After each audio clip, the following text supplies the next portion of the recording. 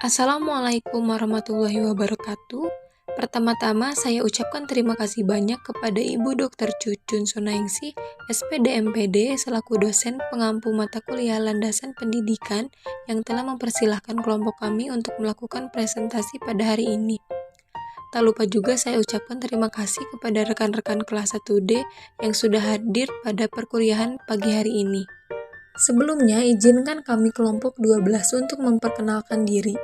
Yang pertama, ada saya sendiri, Alisa Febrianti dengan NIM 2206972, selaku moderator yang akan memimpin jalannya presentasi dan diskusi pada hari ini. Dan yang kedua, ada Syifa Uswatun Hasanah dengan NIM 2203928. Dan yang terakhir ada Amanda Claudia Putri dengan NIM 2204117. Di sini, kelompok kami akan membahas tentang landasan yuriditis pendidikan di Indonesia, di mana materi ini terbagi ke dalam 8 pembahasan. Yang pertama, pengertian landasan yuriditis pendidikan nasional. 2. Acuan landasan yuriditis pendidikan di Indonesia. 3. Landasan yuriditis penyelenggaraan sistem pendidikan nasional. 4. Jalur pendidikan. 5. Jenjang pendidikan. 6. Satuan pendidikan. 7. Standar Nasional Pendidikan SDMI. Yang terakhir, guru sebagai pendidik profesional. Oke, baik. Untuk mengefektifkan waktu, kita langsung saja ke pembahasan yang pertama yang akan dijelaskan oleh saya sendiri. Pengertian landasan yuridis pendidikan nasional. Landasan yuridis atau hukum pendidikan merupakan sekumpulan perangkat konsep, peraturan, perundang-undangan yang berkaitan dengan pendidikan. Seputra 2020. Menurut Kalang 2017, bahwa landasan yuridis pendidikan merupakan seperangkat konsep yang berisi aturan perundang-undangan yang berlaku sebagai acuan baik material maupun konseptual dalam pelaksanaan pendidikan dan praktek pendidikan yang menjadi dasar dan pegangan di dalam pelaksanaan pendidikan di suatu negara. Hukum pendidikan berupa landasan yuridis bersifat ideal dan normatif terhadap pihak penyelenggara pendidikan, sehingga setiap proses penyelenggaraan pendidikan harus patuh dan mengacu pada perundang-undangan yang berlaku secara adil dan merata agar tidak terjadi ketimpangan dan perselisihan di antara semua pihak yang terlibat dalam penyelenggaraan pendidikan. Pembahasan yang kedua yaitu acuan landasan yuridis pendidikan di Indonesia. Yang pertama, landasan hukum pendidikan nasional di Indonesia dalam UUD tahun 1945.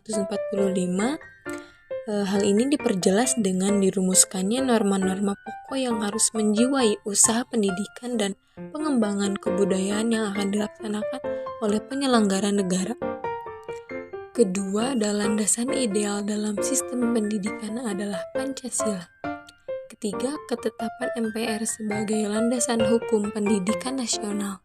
Keempat, landasan hukum pendidikan nasional yang termuat dalam undang-undang dan peraturan pemerintah. Kelima, keputusan pemerintah sebagai landasan hukum pelaksanaan pendidikan nasional. Yang terakhir ada instruksi menteri sebagai landasan hukum pelaksanaan pendidikan nasional. Pembahasan yang ketiga yaitu landasan yuridis penyelenggaraan sistem pendidikan nasional. Dalam landasan yuridis pendidikan di Indonesia yang diatur dalam UUD 1945, hak dan kewajiban setiap warga negara Indonesia dalam mengayam pendidikan dalam pasal 31 ayat 1 Undang-Undang Dasar 1945 menyatakan bahwa setiap warga negara berhak mendapatkan pendidikan. Kemudian dalam pasal 31 ayat 2 UUD 1945 menyatakan bahwa setiap warga negara wajib mengikuti pendidikan dasar dan pemerintah wajib membiayainya. Landasan yuridis pendidikan nasional Indonesia berdasarkan UUD 1945 maupun UU RI No. 20 tahun 2003 berkenaan dengan pengertian pendidikan, pendidikan nasional dan sistem pendidikan nasional, visi misi, fungsi, tujuan strategi pendidikan nasional, dan prinsip penyelenggaraan pendidikan. Hak dan kewajiban warga negara, orang tua, masyarakat, negara, dan pemerintah, serta wajib belajar. Pendidikan nasional dan sistem pendidikan nasional. Pendidikan nasional adalah pendidikan yang berdasarkan Pancasila dan Undang-Undang Dasar Negara Republik Indonesia tahun 1945 yang berakar pada nilai-nilai agama, budayaan nasional Indonesia dan tanggap terhadap tuntutan perubahan zaman. Adapun sistem pendidikan nasional adalah keseluruhan komponen pendidikan yang saling terkait secara terpadu untuk mencapai tujuan pendidikan nasional. Pembahasan selanjutnya akan dijelaskan oleh rekan saya Amanda, kepadanya saya persilahkan. Terima kasih kepada moderator yang telah mempersilahkan saya untuk memaparkan materi pada presentasi kali ini. Saya akan memaparkan materi landasan yuridis penyelenggaraan sistem pendidikan nasional pada jalur, jenjang, dan satuan pendidikan.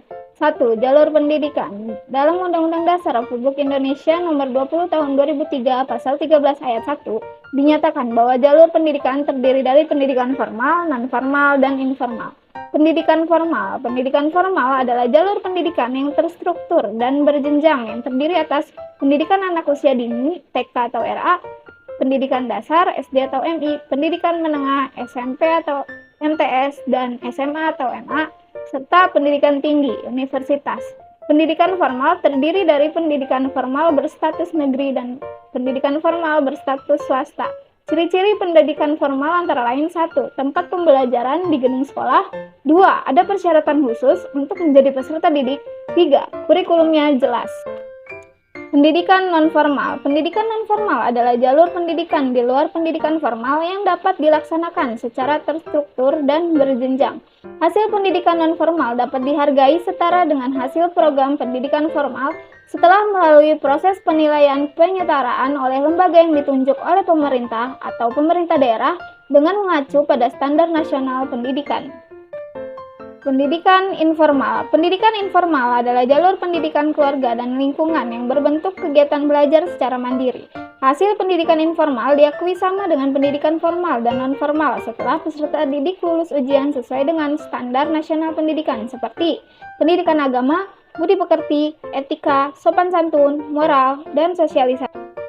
2. Jenjang pendidikan. Jenjang pendidikan adalah tahapan pendidikan yang diterapkan berdasarkan tingkat perkembangan peserta didik. SD atau MI adalah jenjang paling dasar pada pendidikan formal di Indonesia. Sekolah dasar ditempuh dalam waktu 6 tahun, mulai dari kelas 1 sampai kelas 6. SMP atau MTS adalah jenjang pendidikan dasar pada pendidikan formal di Indonesia setelah lulus sekolah dasar atau sederajat. Sekolah menengah pertama ditempuh dalam waktu 3 tahun. SMA atau MA adalah jenjang pendidikan menengah pada pendidikan formal di Indonesia setelah lulus sekolah menengah pertama atau sederajat.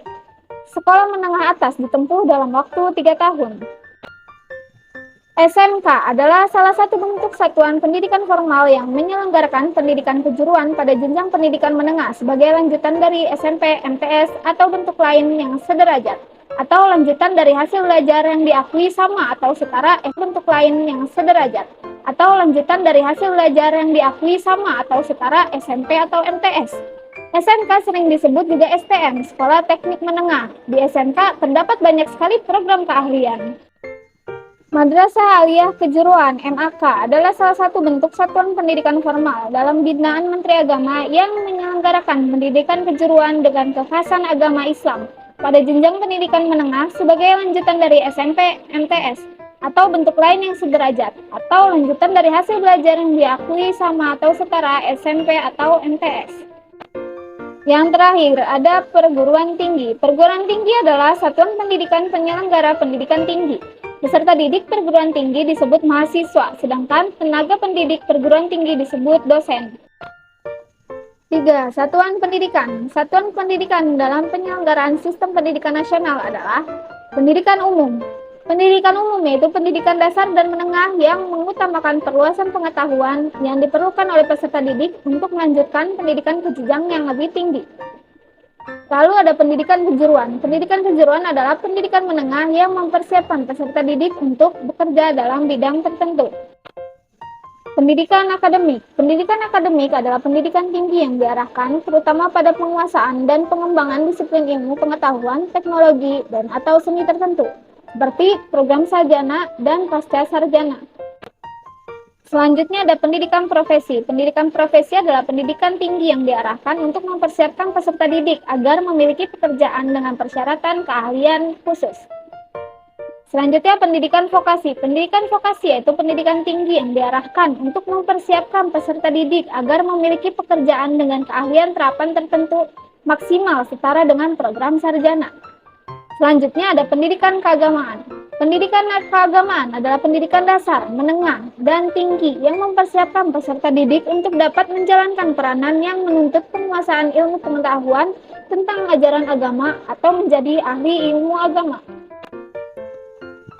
Yang terakhir ada pendidikan khusus. Pendidikan khusus yaitu pendidikan yang diselenggarakan bagi peserta didik yang berkelainan atau peserta didik yang memiliki kecerdasan luar biasa yang diselenggarakan secara inklusif. Sekian pemaparan materi dari saya. Terima kasih atas perhatiannya. Saya kembalikan kepada moderator. Baik, untuk pembahasan yang selanjutnya akan dijelaskan oleh rekan saya, Syifa. Kepadanya saya persilakan. Nasional Pendidikan SD atau MI. Standar kompetensi lulusan pendidikan dasar dan menengah digunakan sebagai acuan utama pengembangan standar isi, standar proses, standar penilaian pendidikan, standar pendidik dan tenaga kependidikan, standar sarana dan prasarana, standar pengelolaan, dan standar pembiayaan. Setiap lulusan satuan pendidikan dasar memiliki kompetensi pada 3 dimensi, yaitu sikap, pengetahuan, dan keterampilan. Kemudian, lulusan satuan pendidikan dasar juga memiliki standar pengetahuan faktual, konseptual, prosedural, dan metakognitif pada tingkat dasar. Lulusan pendidikan dasar juga harus memiliki keterampilan berpikir dan bertindak kreatif, produktif, kritis, mandiri, kolaboratif, dan komunikatif. Guru sebagai pendidik profesional. Pendidik harus memiliki kualifikasi akademik dan kompetensi sebagai agen pembelajaran, sehat jasmani dan rohani, serta memiliki kemampuan untuk mewujudkan tujuan pendidikan nasional. Kemudian, ada 4 kompetensi utama yang wajib dimiliki oleh seorang guru. Yang pertama, kompetensi pedagogik. Kompetensi pedagogik adalah kemampuan pemahaman terhadap peserta didik, perancangan dan pelaksanaan pembelajaran, evaluasi hasil belajar, dan pengembangan peserta didik untuk mengaktualisasikan berbagai potensi yang dimilikinya. Yang kedua, kompetensi kepribadian. Kompetensi kepribadian adalah kemampuan personal yang mencerminkan kepribadian yang mantap, stabil, dewasa, arif, dan berwibawa, menjadi teladan bagi peserta didik, dan berakhlak mulia. Yang ketiga, kompetensi sosial. Kompetensi sosial adalah kemampuan guru untuk berkomunikasi dan bergaul secara efektif dengan peserta didik, tenaga kependidikan, orang tua atau wali peserta didik, dan masyarakat sekitar. Yang keempat, kompetensi profesional. Kompetensi profesional adalah penguasaan materi pembelajaran secara luas dan mendalam, yang mencakup penguasaan materi kurikulum mata pelajaran di sekolah dan substansi keilmuan yang menaungi materinya, serta penguasaan terhadap struktur dan metodologi keilmuannya. Oke, baik. Terima kasih kepada rekan saya Syifa yang telah memaparkan pematerian yang terakhir. Pematerian kelompok kami mengenai landasan yuridis pendidikan di Indonesia telah selesai kami bahas. Maka dari itu, kami cukupkan sekian untuk presentasi pada hari ini. Mohon maaf bila ada kesalahan perkataan maupun perbuatan. Kami cukupkan sekian. Akhir kata, wassalamualaikum warahmatullahi wabarakatuh.